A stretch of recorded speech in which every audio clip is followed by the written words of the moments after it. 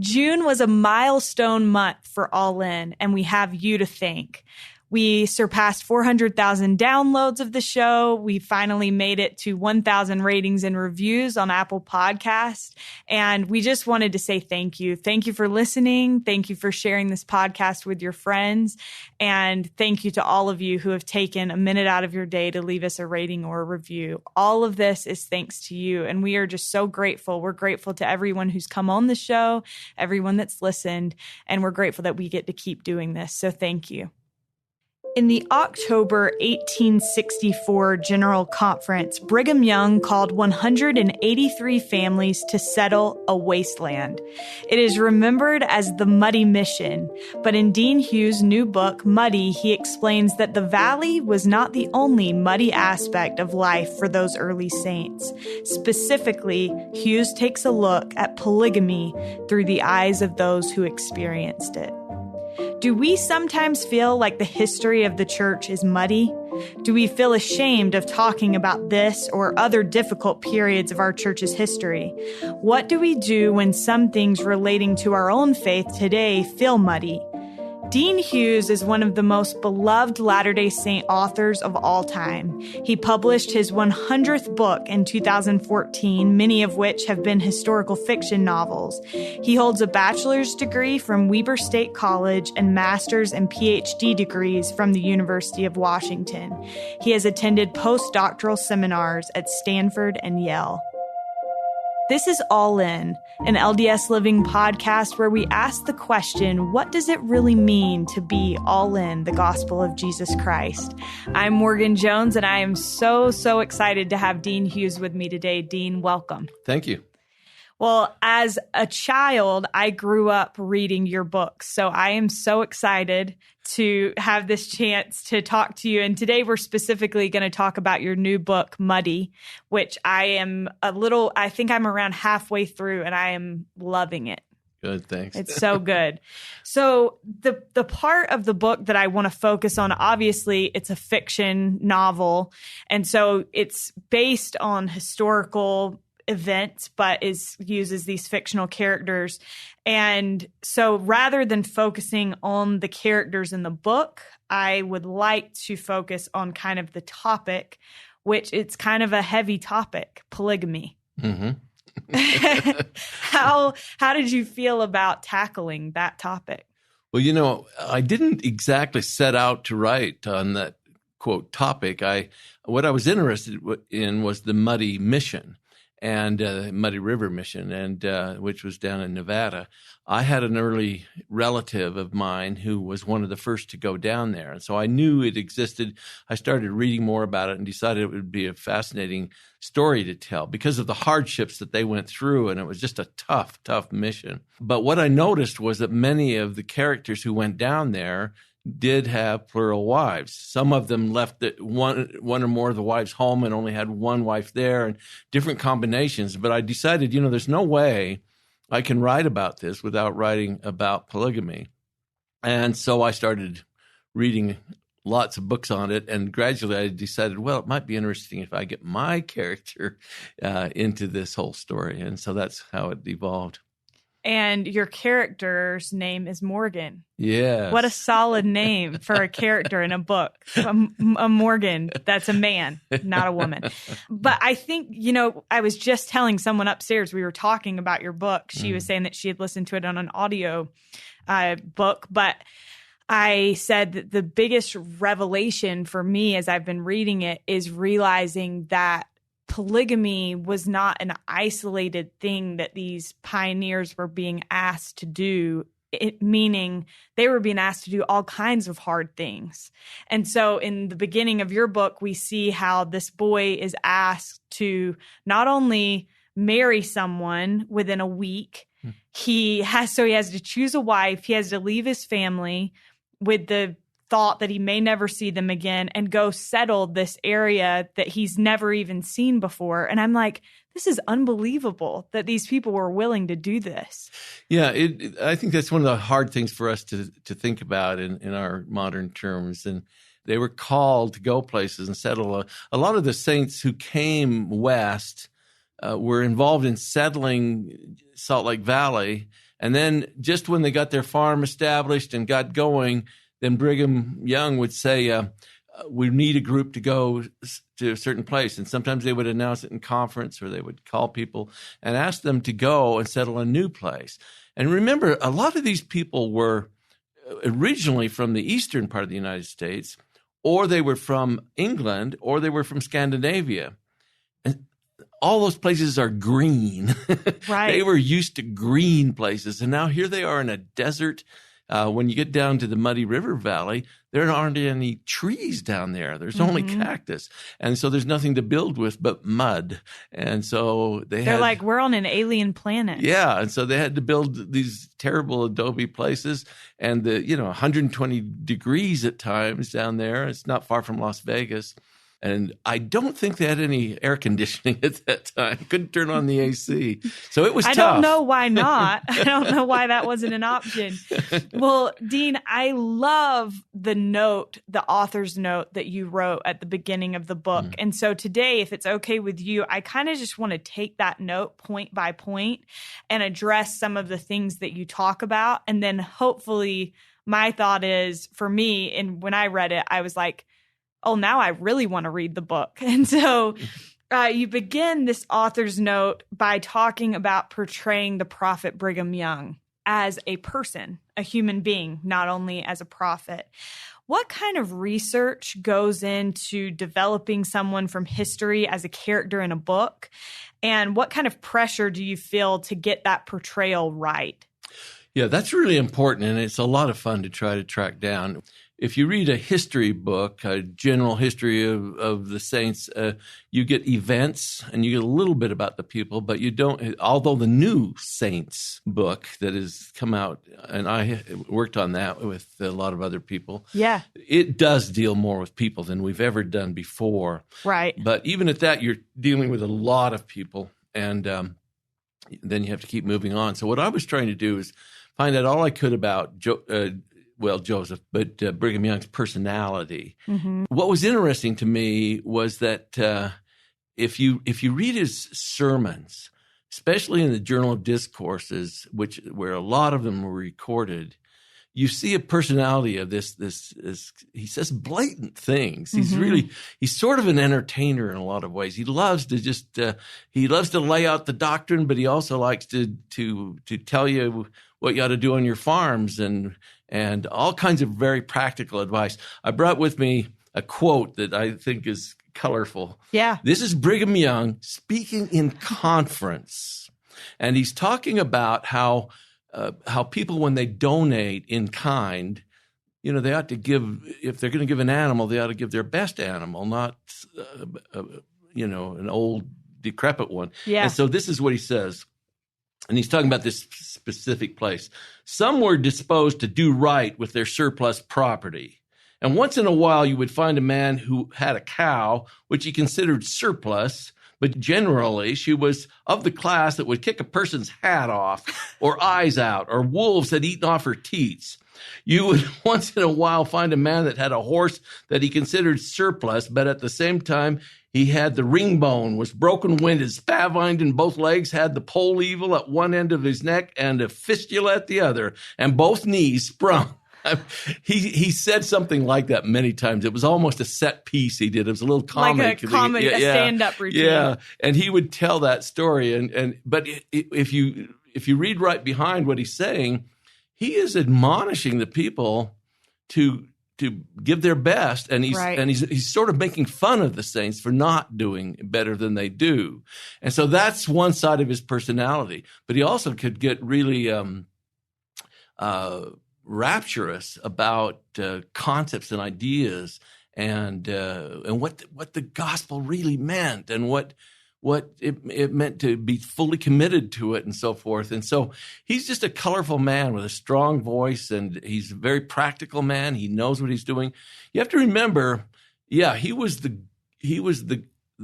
prophet, but he was also the governor when they first got to Utah. He was really operating the whole thing. And so he had to be practical. They had to build this place. They had to stick, and it was not going to be easy. So he'll tell you how to farm. he knows a lot about farming, but he was also a carpenter. He was a very practical man. He knew a lot of things, and he for him, it all mixed together. There's another quote I have. He said, "In the mind of God, there is no such thing as dividing spiritual from temporal, or temporal from spiritual, for they are one in the Lord." So he saw life as all fitting together, spiritual and temporal, and so he wasn't afraid to talk in a conference, talk about both. Right. Interesting. Yeah. Super interesting. I think it's fascinating to me in the book to see this boy come in when he asks him to go down to the Muddy Valley. You can tell that the boy just he's never been around Brigham Young really in like a personal setting. And so he's like, what do I think of this guy? You know? And I think that would be a real reaction that someone would feel.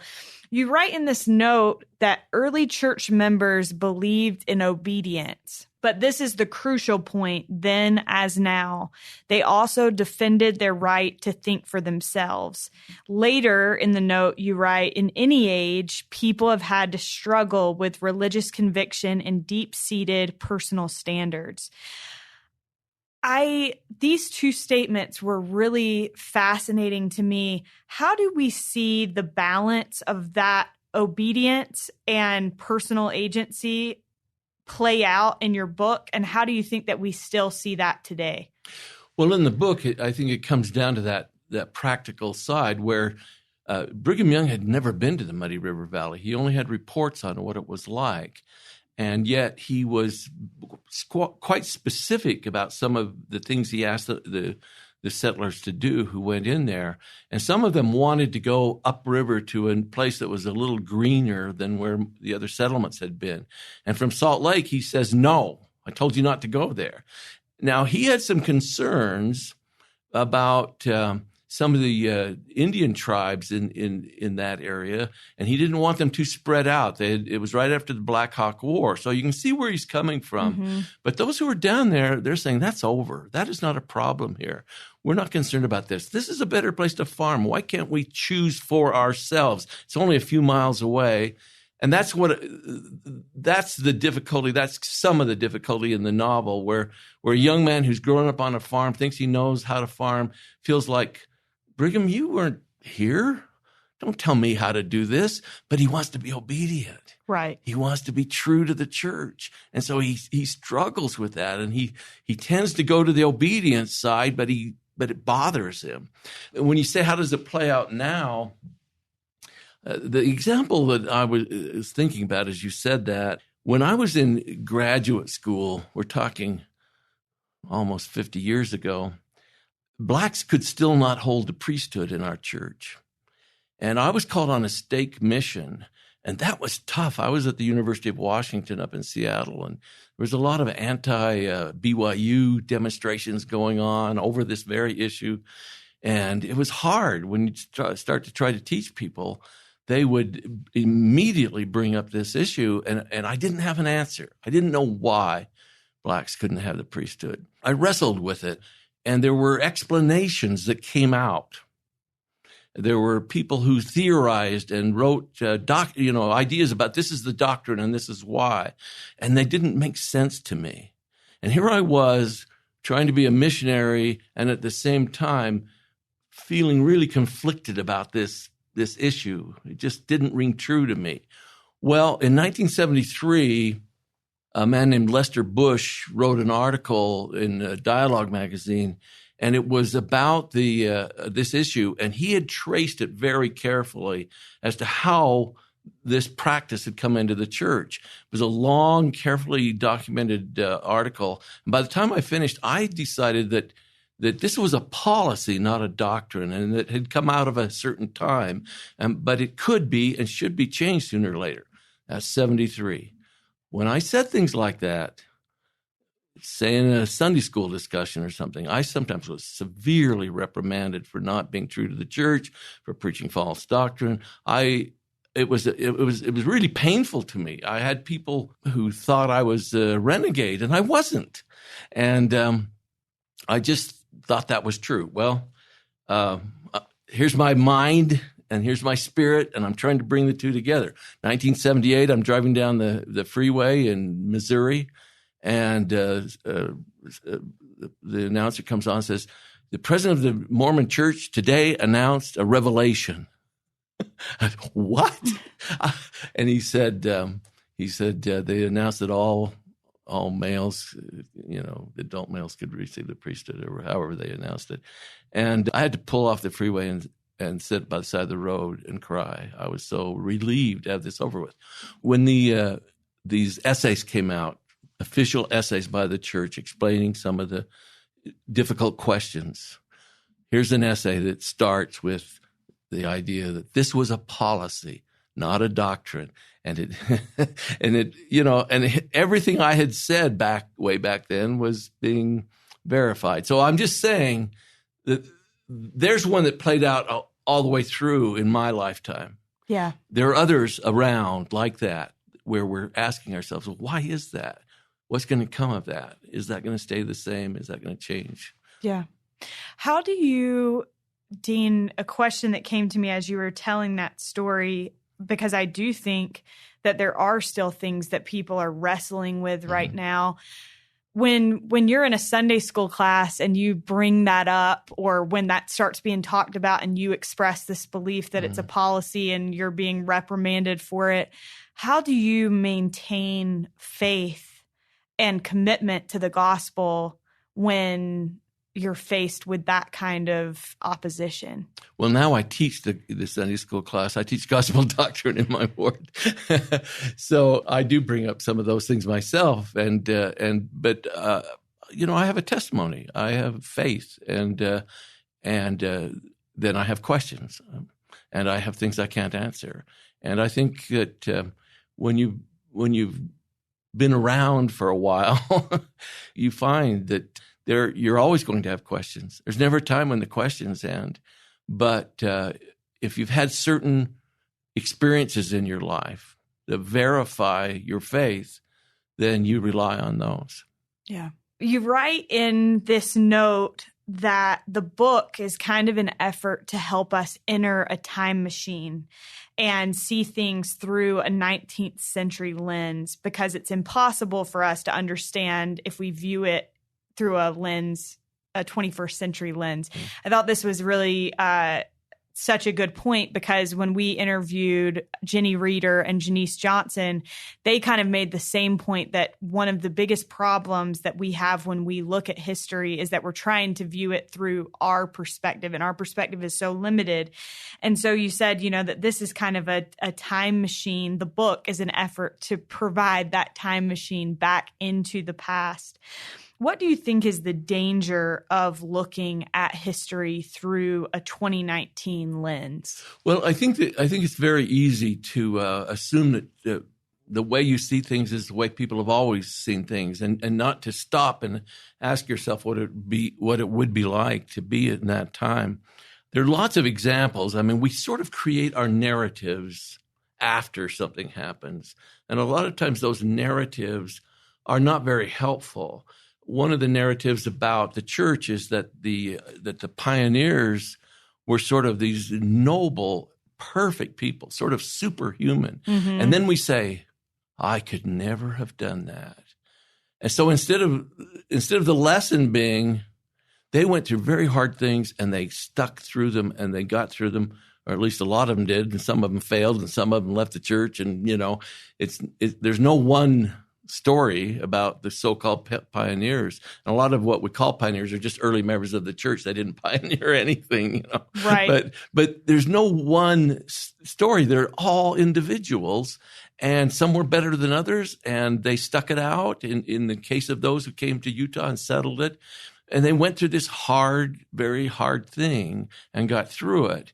But now we talk about them as though they were so much better than us. And I think, how does that help us? Why not say they did hard things, I can do hard things. Mm-hmm. The lesson is they passed that strength along to us rather than they were different from us.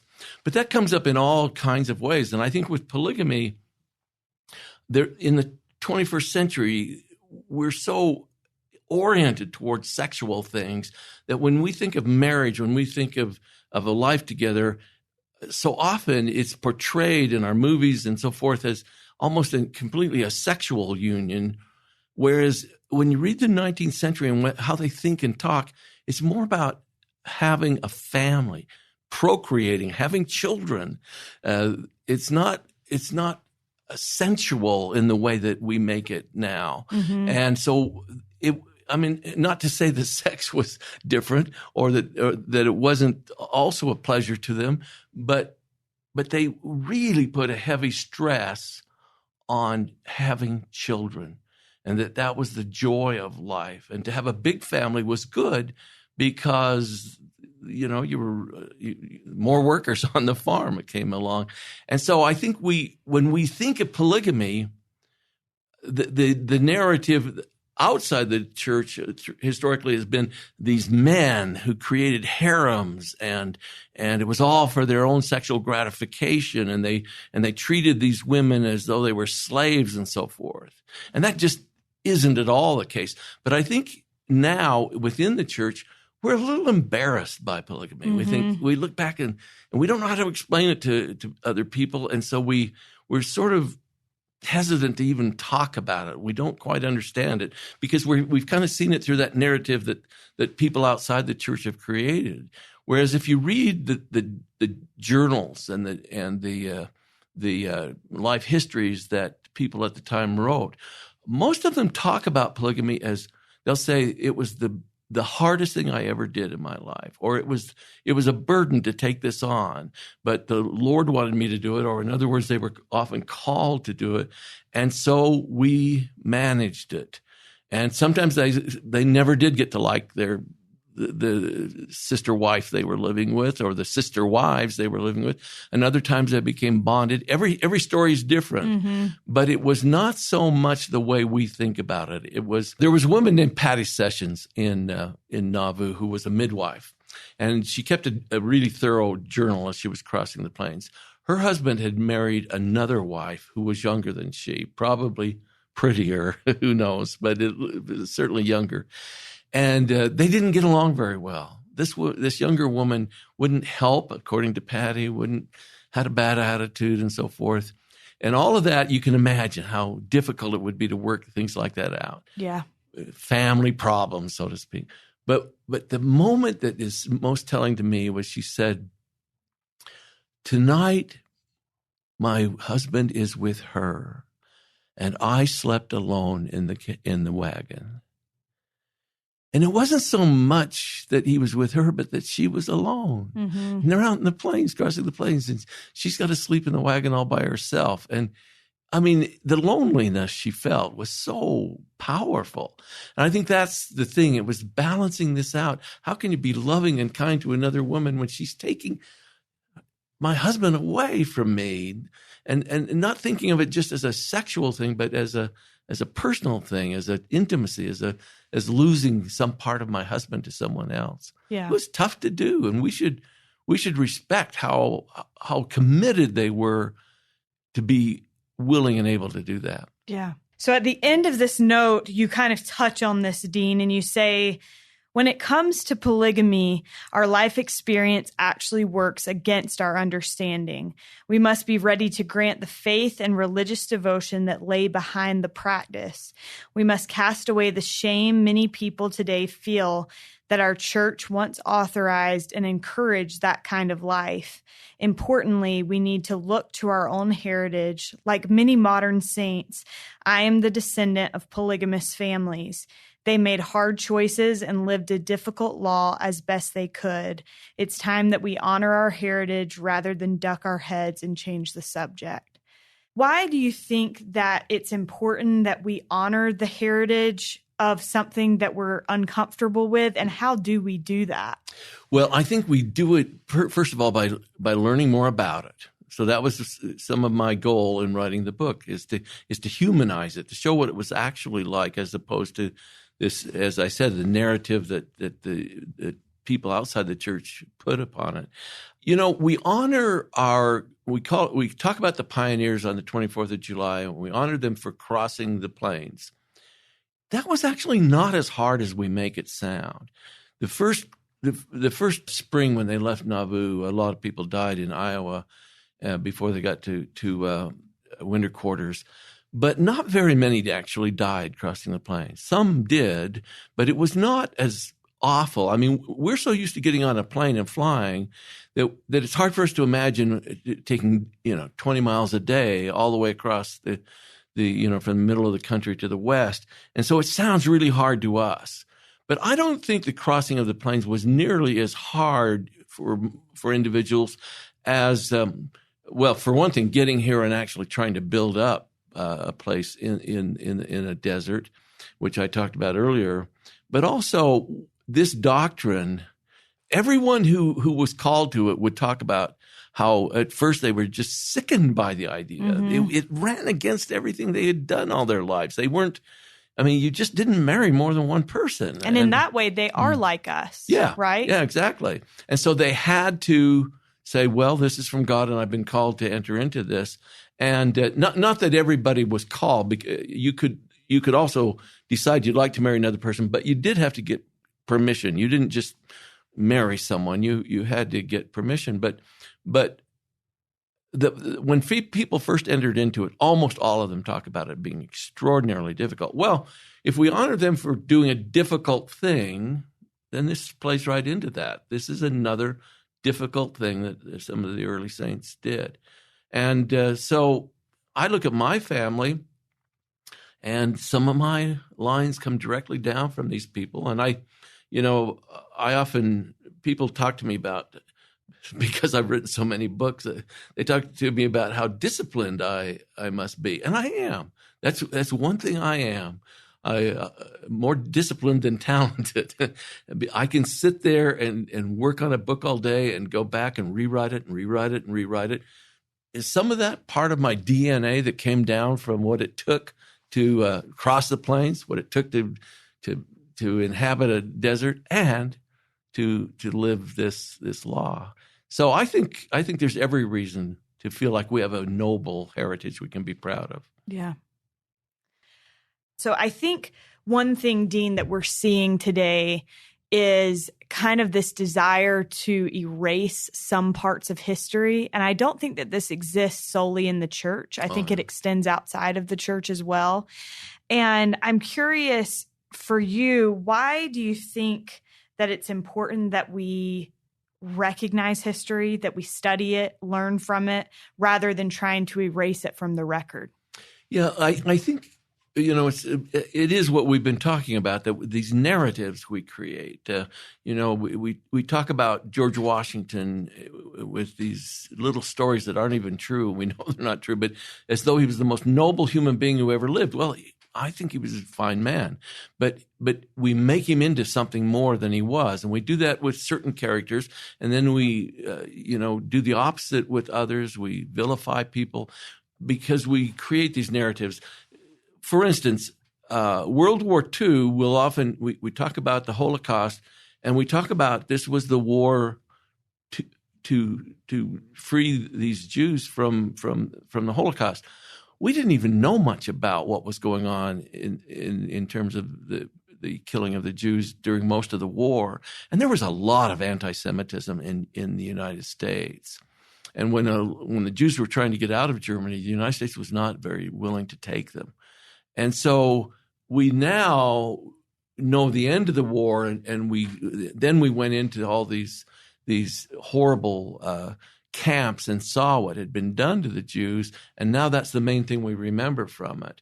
But we've created almost a nobility that I'm not sure was entirely there. We do that with all kinds of things. It's just we want to think the best of ourselves, I guess, and so if it's our history, we'll make it look as good as we can.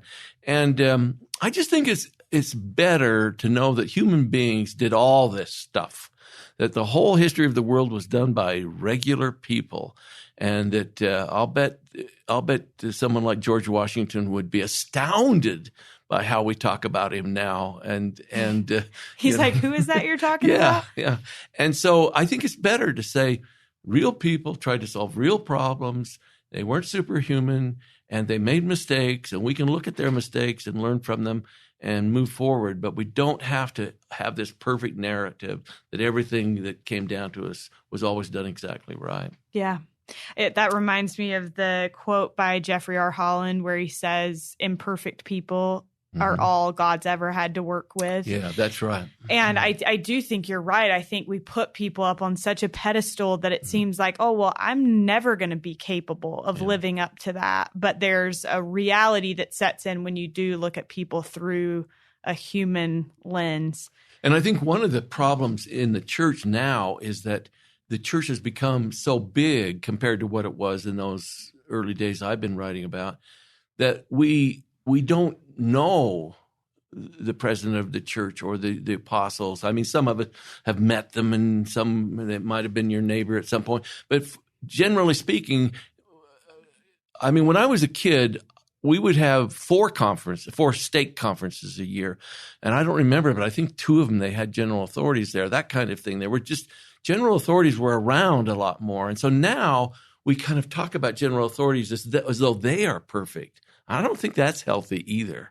And that's what I think Elder Holland was trying to say, is that we're all, I mean, if I got called to be an apostle, that would not be a good plan. But I'm just saying, I would have to go to that job with my imperfections and do the best I could. And that's how every one of the apostles, I'm sure, feels. Oh my goodness, why did they call me? I'm not good enough for this job. Yeah. And when they first get called, that's what they often feel and later say. You bring what you can to the table. Yeah. That reminds me of, and I think that this story strikes an interesting balance in those two things, because I think we need to recognize that they are human, but also respect the exactly. calling that they're in. When I was younger, I grew up in North Carolina, and my great-grandpa, he was a member of the church his whole life. And we were staying, it was a regional conference, and we were staying in the Marriott, and we found out that President Monson, who at the time was first counselor in the first presidency, was staying in our hotel. And someone told us, you know, he's going to be coming through here in the morning if you want to see him, right, you know, and we're like, are you kidding me? We'd love to see him. Yeah. We're so excited.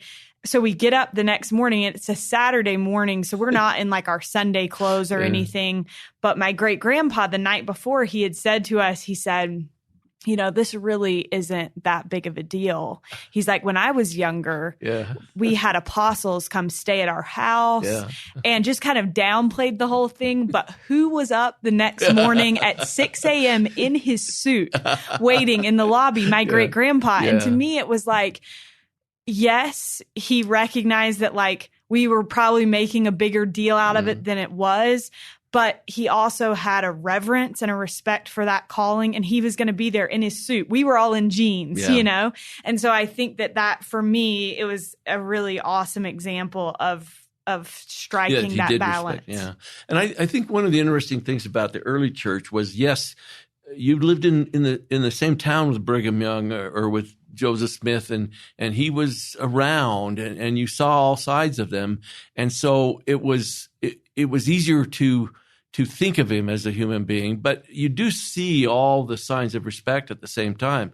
But one of the things about the change is the church now is so worldwide that you can't make pronouncements that won't apply everywhere. And for Brigham Young to say, I want you to settle this area, or I want you to grow this crop, or that sort of thing. Even a few years back, there was more talk of, President Kimball used to say, keep your yards up and paint your barn. And we've always been told to store food and so forth, but we're getting more and more general in general conference now, because we have to say things that apply to the whole world. And so that's one of the differences. When Brigham Young was speaking so practically, it sounds funny to us because we can't imagine President Nelson standing up and giving us advice about what crops to farm, or and there's one time when he was telling people about how to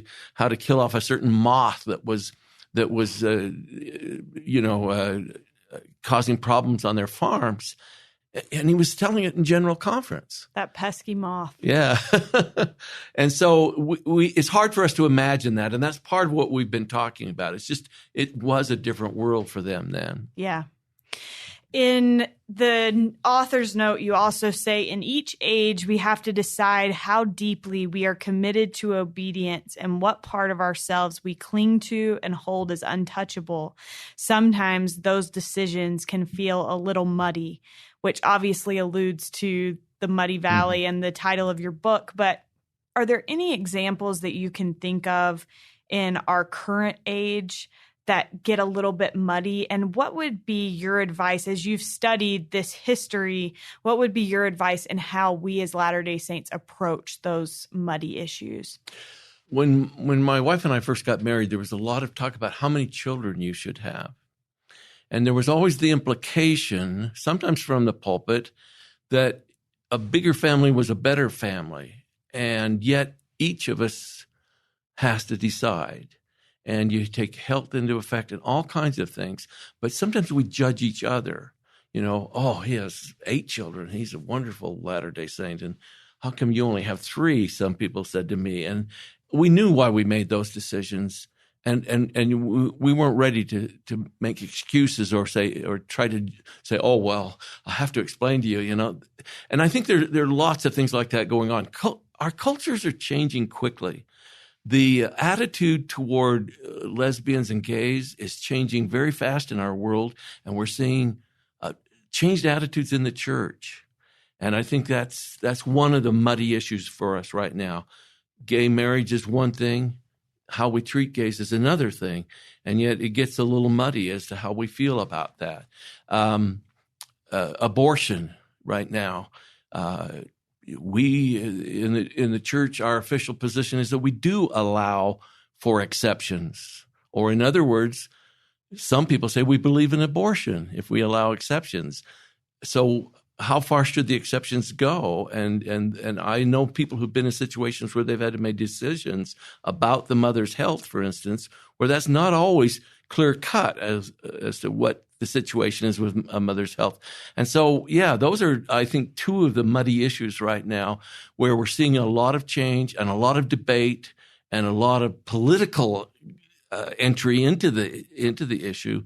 And those are all things that we're going to have to work out. Dean, I'm curious, after having written this book, and you said that in the beginning your intention was not to write a book about polygamy, but as you've written this book, how did it affect the feelings that you have and maybe the respect that you have toward these people who lived this principle? Oh, I just gained so much more respect than I ever had before. And I think I understood more what the challenges were and how deeply personal those challenges were for each individual. And I just feel a need to honor the people who were able to live that way. Yeah. That's been my feeling too, as I've read the book, which I think you did a great job helping me see that. So thank you for that. Thank you. In conclusion, Dean, what does it mean to you to be all in the gospel of Jesus Christ? Well, you know, as you can tell as we talk, I'm sort of a born questioner, and I'm a trained skeptic. I majored in English and literature, but I minored in philosophy, and I took logic classes, and it's been very damaging to me.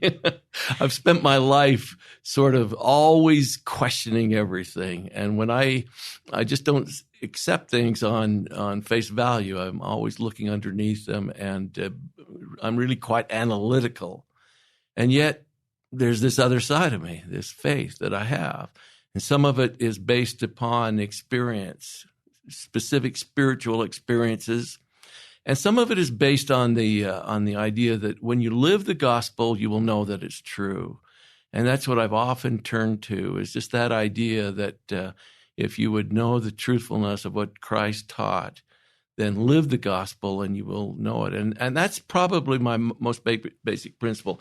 I have friends who are like me, who got to a point where they couldn't do it anymore, and they've become, I would say, cultural Mormons. And we don't say Mormons anymore, but that's what they would refer to themselves as, cultural Mormons, where they like the church, they like to be around it, they even like to to have their kids in the church and so forth, but they don't truly believe it anymore. I can't do that. I cannot do that. I have to be all in or not. And so I defer to my faith when I don't know the answer to the question. And I feel like I'm always going to have questions, but I am committed to the gospel, and that's where I'm going to stay.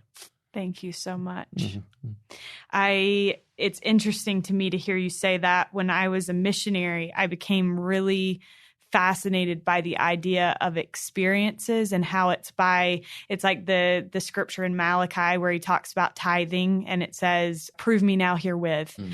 And to me, that's so true. It's like, just try to live it and see if it doesn't bless your life. Yeah. And when you do, the more that you have those little experiences, the more it's hard to deny it. And that for me has been part of my all-in experience as well. So thank you so much for sharing that. Thank you. A huge thank you to Dean Hughes for joining us on this week's episode. You can find Muddy in Deseret bookstores now. I also want to take a quick second to give a shout out to someone who often doesn't get a ton of recognition on this show, but absolutely deserves it. And that's our sound tech, Derek Campbell of Mix It 6 Studios. Derek, we appreciate you and could not do this show without you. And to you, the listener, thank you again for being here with us, and we'll look forward to being with you again next week. Thanks.